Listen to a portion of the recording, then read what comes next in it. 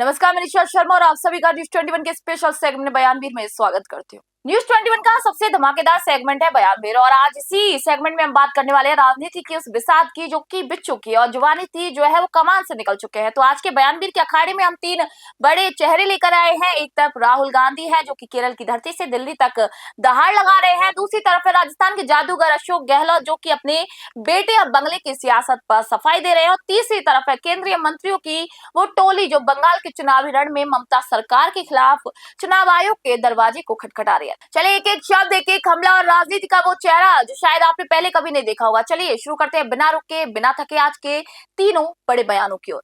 चलिए पहले बयान को रुक करेंगे जहां पर राहुल गांधी ने बयान दिया। उन्होंने कहा है कि नरेंद्र मोदी केवल यूडीएफ की सरकार नहीं चाहते, उन्हें पता है कि भ्रष्टाचार की वजह से वे एलडीएफ को नियंत्रण में रख सकते हैं। दिल्ली में उन्हें केवल कांग्रेस ही हरा सकती है। चलिए पहले ही जो राहुल गांधी ने बयान दिया है उसको सुन लेते हैं। He does not want a UDF government in Kerala. അദ്ദേഹത്തിന് കേരളത്തിൽ ഒരു യുഡിഎഫിന്റെ ഗവൺമെന്റ് ഉണ്ടാകാൻ ഒരു ആഗ്രഹവുമില്ല. He knows that he can control the LDF government because of corruption. അദ്ദേഹത്തിന് കൃത്യമായി അറിയാം കേരളത്തിൽ ഒരു എൽഡിഎഫിന്റെ ഗവൺമെന്റ് ഉണ്ടായാൽ അവരുടെ അഴിമതി കൊണ്ട് അവരെ നിയന്ത്രിക്കാൻ സാധിക്കുമെന്നറിയാം. And he knows that LDF can never challenge him in Delhi. അദ്ദേഹത്തിന് വളരെ കൃത്യമായി അറിയാം ഇവിടുത്തെ എൽഡിഎഫിന് ഡൽഹിയിലുള്ള നരേന്ദ്രമോദി ഗവൺമെന്റിനെ വെല്ലുവിളിക്കാൻ സാധിക്കില്ല. So he understands that only the Congress party can defeat him in Delhi and across the nation. അതുകൊണ്ട് അദ്ദേഹം മനസ്സിലാക്കുന്നു ഡൽഹിയിൽ അദ്ദേഹത്തെ പരാജയപ്പെടുത്താൻ കോൺഗ്രസ് പാർട്ടിക്ക് മാത്രമാണ് സാധിക്കുക എന്ന് നരേന്ദ്രമോദി മനസ്സിലാക്കുന്നു. That is why he wants to strengthen the LDF in Kerala. അതുകൊണ്ടാണ് तो यहाँ पर राहुल गांधी का ये बयान सीधे तौर पर एक तीर से दो शिकार करने जैसा है। बिल्कुल, क्योंकि राहुल जानते हैं कि केरल में मुकाबला जो है वो सीधे तौर पर कांग्रेस के नेतृत्व वाले यूडीएफ और वामपंथी एलडीएफ के बीच है। लेकिन यहाँ राहुल गांधी ने एक नई थियरी को पेश कर दिया, भ्रष्टाचार का कंट्रोल रिमोट। जी हाँ, राहुल का यहाँ पर सीधा आरोप है कि मोदी जो सरकार है वो जानबूझकर केरल में वामपंथियों को ढील दे रही है, क्योंकि उनके पास एलडीएफ के खिलाफ भ्रष्टाचार की वो फाइलें हैं जिन्हें उन्हें डराया जा सकता है। राहुल यहाँ पर ये जताने की कोशिश कर रहे हैं कि बीजेपी और एलडीएफ के बीच एक अघोषित समझौता है। ये बयान कहीं ना कहीं जो चुनावी मौसम है वहां पर केरल के वोटरों को भी ये संदेश देने की कोशिश कर रहा है कि अगर बीजेपी को रोकना है तो वामपंथियों पर भरोसा नहीं करना चाहिए, क्योंकि उनका रिमोट तो दिल्ली में मोदी के पास है। ये कहीं ना कहीं एक बड़ा राजनीतिक दाव जो है वो राहुल गांधी ने खेला है, जो कि केरल की राजनीति में भूचाल भी ला सकता है। चलिए अब दूसरे बयान की ओर करेंगे जहां पर अशोक गहलोत ने पुत्र मोह पर बयान दिया। जी हाँ, अशोक गहलोत ने कहा कि मैंने कहा कि अपने बेटों को सरकार से दूर रखे, राजनीति से नहीं। मेरा बेटा अलग मकान में रह रहा है, मुख्यमंत्री आवास में नहीं। चलिए पहले तो इस बयान को देख लेते कि आखिर मुख्यमंत्री जो पूर्व मुख्यमंत्री उन्होंने ये बयान दिया क्यों। हमारी बात करते हैं, हमें और पूछ रहा नहीं पूछ रहा उसकी चिंता उनको नहीं करनी चाहिए। वो हमारी पार्टी के अंदर ही मामले हैं। आप अपने मुद्दों को, मैंने कहा बेटों को दूर रखना चाहिए। मैंने क्या गलत कहा?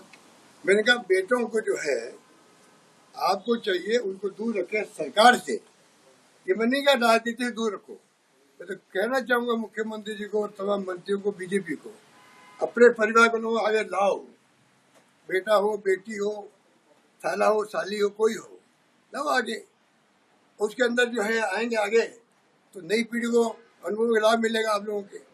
आज जो पीढ़ी है जो राज कर रही है, अगर ये बेटे आएंगे, बेटा आएगा, साला आएगा, तो इनको फायदा मिलेगा ना। जब राजनीति में आएंगे तो इनके खुद का अनुभव का लाभ उनको मिलेगा, आने वाली पीढ़ी को मिलेगा। तो राजनीति में आने में कोई हर्ज नहीं है। सरकार से दूर रखने मैंने बात की थी, उस बात को कॉल कर गए और मैं समझता तो इतना उनको हिट हुआ दिखता है, या तो वो अपराध बोध से ग्रसित हो गए हैं कि तमाम 3 दिन से जोधपुर में, जयपुर में, पता नहीं कहाँ गया, क्या बोल रहे मेरे बारे में पता नहीं पड़ता क्या है। मैंने क्या गलत कहा? भाई सरकार से दूर रखो, बदनामी होगी मुख्यमंत्री की, मंत्रियों की। सरकार के लिए अच्छा है क्या? ये मैंने कहा था। और वो जोड़ साहब की तो मुख्यमंत्री, पूर्व मुख्यमंत्री के बेटे की क्या कह रहे थे, कौन क्या करता। हमने तो अपने बेटों को अलग मकान किराए पे दिलाया, यहाँ पर अलग रहे। वो मुख्यमंत्री निवास में नहीं रहते, वो किसी बात करते लोग। इसलिए कम से कम विपक्ष को सम्मान देना सीखो। वो कोई सवाल उठाते तो जवाब दो। ये जनता अपेक्षा करती है आपसे।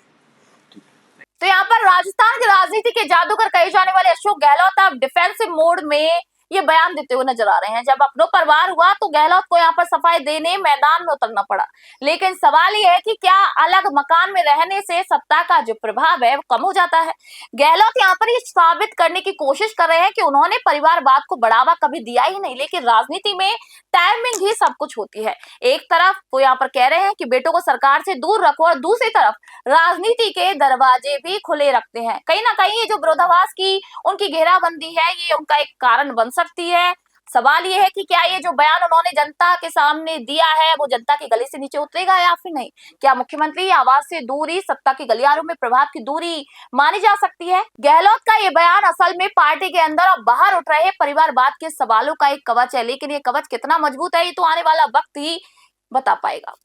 चलिए अब आखिरी बयान की ओर करेंगे, जहां पर बीजेपी का बंगाल मिशन और चुनाव एक्शन मोड पर। जी हाँ, यहाँ पर बात कर लेते हैं। जो किरेन रिजिजू है उन्होंने कहा है कि पश्चिम बंगाल में मुख्यमंत्री खुद एक घर तक धमकी देने जा रही है। जी हाँ, उन्होंने कहा है कि पूरी टीम ने यहाँ पर चुनाव को हाईजैक कर लिया है।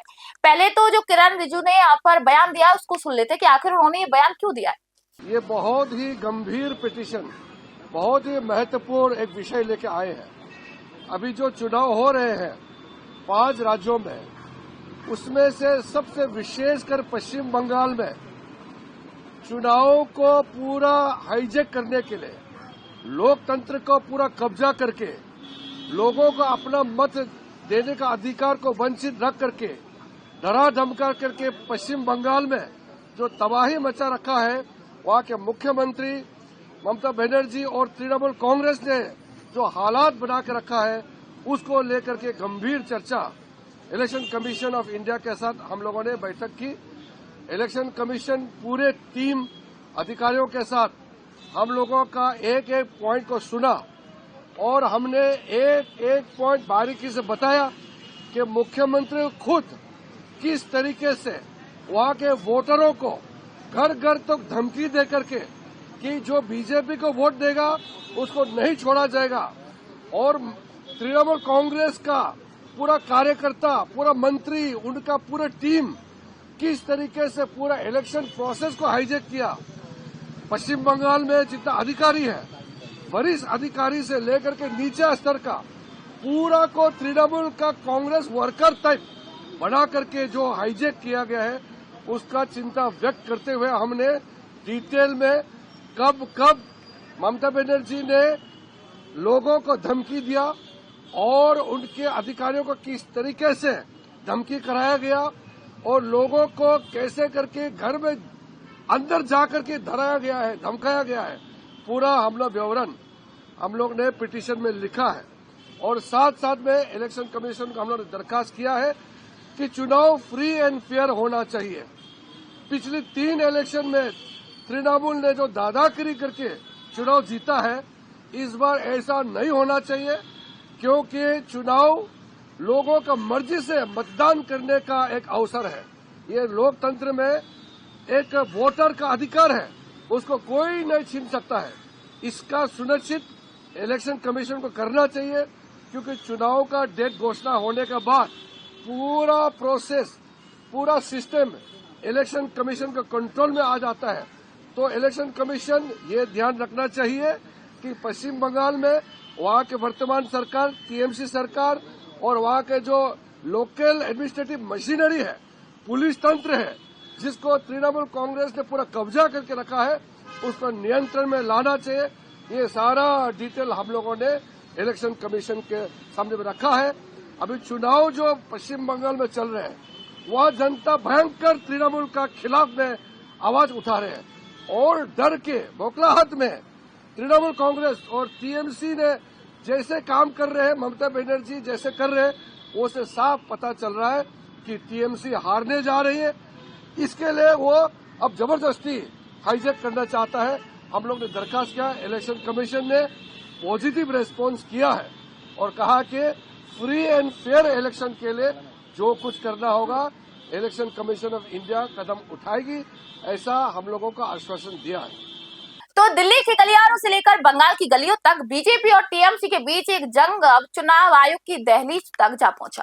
किरेन रिजिजू यहाँ पर पीयूष गोयल और सुकांत मजूमदार जैसे दिग्गजों का एक साथ चुनाव आयोग तक जाना ये बता रहा है कि बीजेपी अब बंगाल में आर पार के मूड में आ गई है। चुनाव हाईजैक करना, मुख्यमंत्री द्वारा धमकी देना, ये आरोप बेहद गंभीर है। बीजेपी यहाँ पर विक्टिम कार्ड और अग्रेसिव कार्ड दोनों ही एक साथ खेल रही है। जी हाँ, वो यहाँ पर संदेश दे रहे हैं कि बंगाल में लोकतंत्र खतरे में है और केवल केंद्रीय हस्तक्षेप ही इसे बचा सकता है।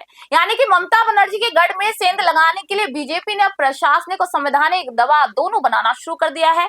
ये कहीं ना कहीं ये जो बयान है वो बयान नहीं, ये बंगाल के भावी संग्राम का बिगुल बजाता हुआ नजर आ रहा है। तो ये थे आज के वो बयान भी जिन्होंने अपनी बातों से सियासत का पारा गरमा दिया। चाहे राहुल की रिमोट कंट्रोल थ्योरी हो, गहलोत की अलग मकान वाली दलील हो, या फिर बंगाल पर बीजेपी का हाईजेक वाला प्रहार, सियासत अब दावों से निकलकर आर पार की जो लड़ाई है उस तक पहुंच गई है। लेकिन न्यूज 20 पर ये जो खबरों का सिलसिला आप देख रहे हैं, बयानवीरों का सिलसिला जो देख रहे हैं, वो यूं ही जारी रहेगा। तो नए नए बयानवीरों के लिए, नए नए बयानों के लिए देखते हैं न्यूज 21। फिलहाल मैं निशा शर्मा आप सभी से आज के लिए इजाजत चाहूंगी।